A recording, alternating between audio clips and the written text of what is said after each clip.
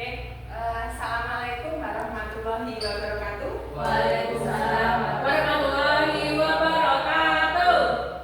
Bapak Ibu, terima kasih guys sudah menyempatkan waktunya. Jadi di sini saya akan mengimbaskan hasil dari PKG saya kemarin saat tatap muka di SMK Seyegan itu tentang pembelajaran SEM, yaitu saya akan membuat rencana tindak lanjut tentang melestarikan permainan tradisional global soccer melalui pembelajaran SEM.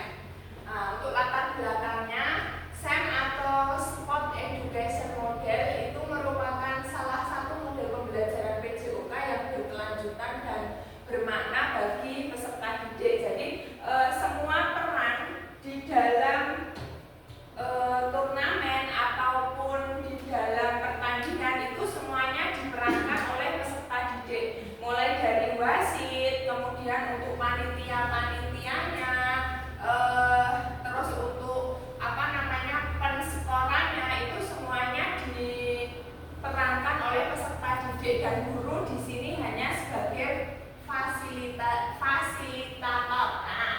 Ini seiring perkembangan zaman ini anak-anak cenderung lebih akrab dengan permainan berbasis teknologi yang bersifat individual, sehingga nilai-nilai luhur dari permainan tradisional semakin terlupakan. Jadi melalui program ini permainan global soccer akan dihidupkan kembali sebagai bagian dari kegiatan pembelajaran di sekolah untuk mendukung perkembangan fisik, sosial, dan emosional anak. Tujuan dari program ini yang pertama yaitu melestarikan dan memperkenalkan permainan tradisional global soccer kepada peserta didik. Kemudian yang kedua, meningkatkan kebugaran fisik, koordinasi motorik, dan kemampuan sosial peserta didik. Yang ketiga, menanamkan nilai-nilai sportivitas, kerjasama, dan disiplin melalui aktivitas yang menyenangkan.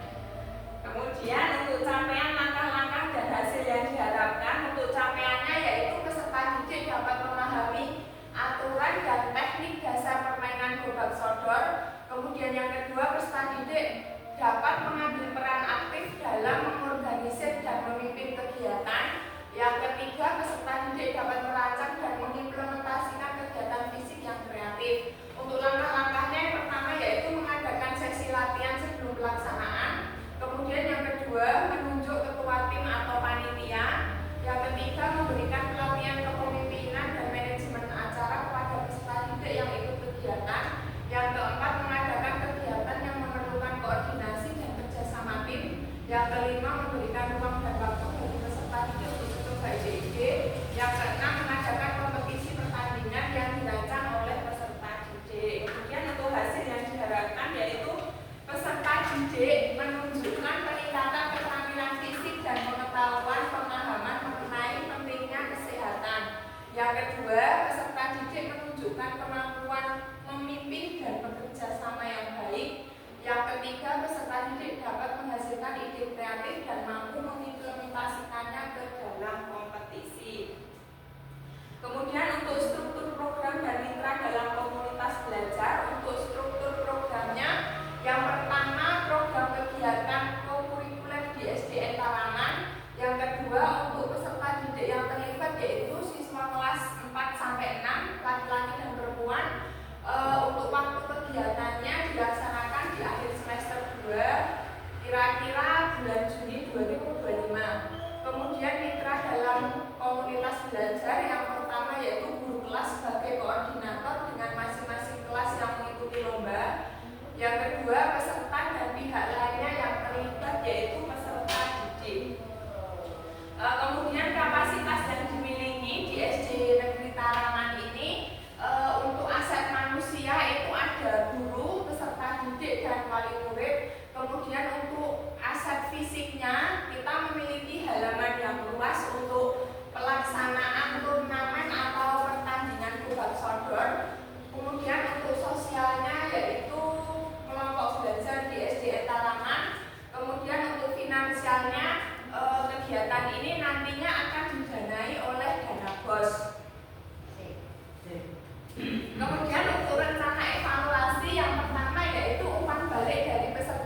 didik tentang pengalaman dalam pembelajaran SEN.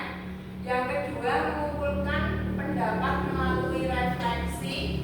Yang ketiga, refleksi guru terhadap perencanaan, pelaksanaan, dan pengelolaan SEN. Yang keempat, evaluasi manajemen kelas dan pengelolaan waktu, yaitu efektivitas keaktifan peserta didik yang terlibat sesuai perannya. Kemudian kemungkinan tantangan, jadi kegiatan ini kemungkinan untuk tantangannya yang pertama yaitu peserta didik mungkin sulit untuk memahami aturan gobag sodor. Jadi mungkin anak-anak itu kan biasanya main cuma patah oyak-oyakan seperti itu dengan tanpa mengetahui aturan yang benar.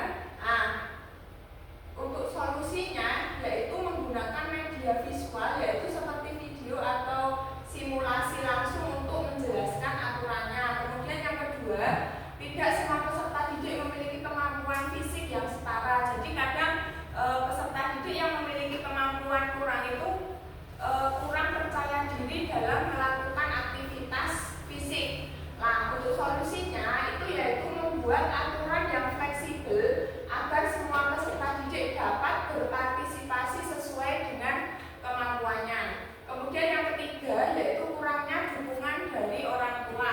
Mungkin orang tua kurang tertarik atau bagaimana dengan permainan gobag sodor. Untuk solusinya yaitu mengundang orang tua ke acara puncak seperti turnamen untuk melihat hasil keterlibatan peserta didik. Nah, ini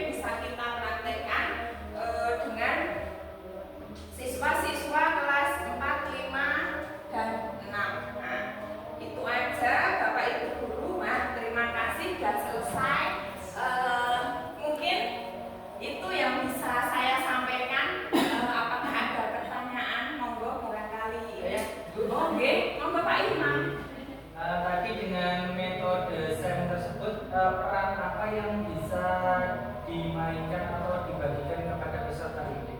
Oke, jadi semuanya ini Pak bisa, mulai dari pemainnya, kemudian ada juga ini kan seperti turnamen deh. Jadi ada yang sambutan itu misalkan jadi kepala sekolahnya itu juga diperankan oleh peserta didik. Terus ada supporternya itu juga diperankan oleh peserta didik. Kemudian di dalam pertandingan itu kan biasanya ada pelatih, nah itu juga diperankan oleh peserta didik. Jadi benar-benar semua kegiatan yang ada di SEM ini semuanya itu diperankan oleh peserta didik. Guru itu